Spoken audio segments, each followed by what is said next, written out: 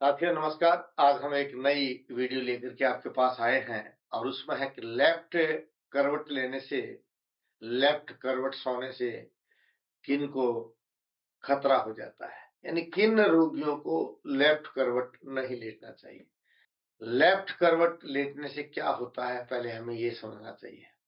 अगर आप लेफ्ट करवट यानी बाईं करवट लेटते हैं तो राइट नोज चलता है, और राइट नोज का मतलब है सूर्य नाड़ी।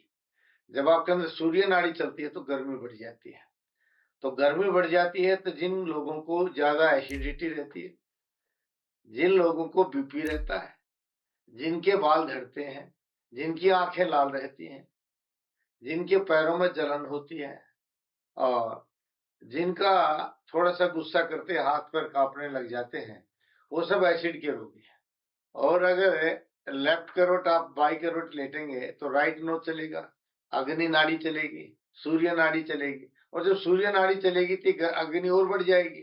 इसलिए ऐसे रोगियों को लेफ्ट करवट नहीं लेटना चाहिए। कोशिश कीजिए कि आप राइट करवट लेकर के लेटेंगे, जिससे आपका लेफ्ट सर्व चलेगा। और लेफ्ट सर्व का मतलब है कफ नाड़ी, और वो सौम्य नाड़ी जब चलेगी तो आपको शरीर में फायदा होगा। लेकिन मैं बता रहा था कि किन को नहीं लेटना चाहिए। मान लो आप खुजली के रोगी हैं, कुष्ठ रोगी हैं, आप लोगों को कभी भी लेफ्ट करवट नहीं लेटना चाहिए। और इस प्रकृति को ठीक करने के लिए आपको घी का प्रयोग करना चाहिए। स्तनेन मधुरम आहारम अमृत तुल्यम वर्तते। जिस भोजन में घी होता है, मीठा होता है, उसको अमृत कहा गया। तो अगर भोजन में बगैर मीठे के आप भोजन करते हैं तो भोजन जो हजम नहीं होता।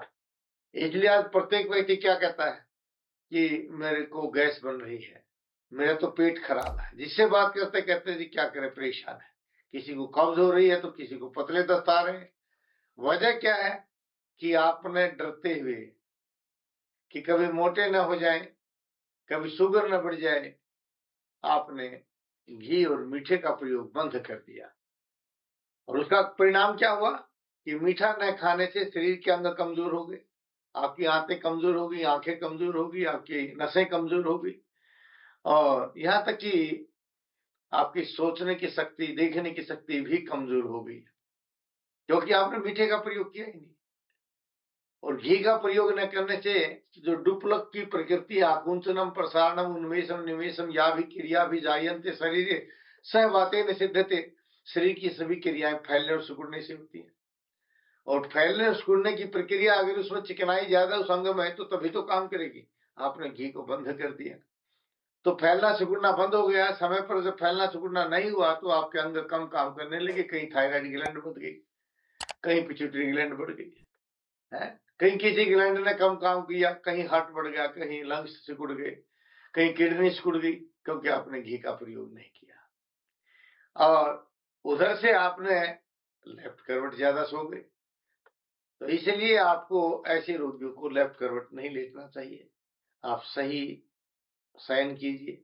अर्ध रोगहारी निद्रा, यानी नींद आपके शरीर के आधे रोगों को नष्ट करती है।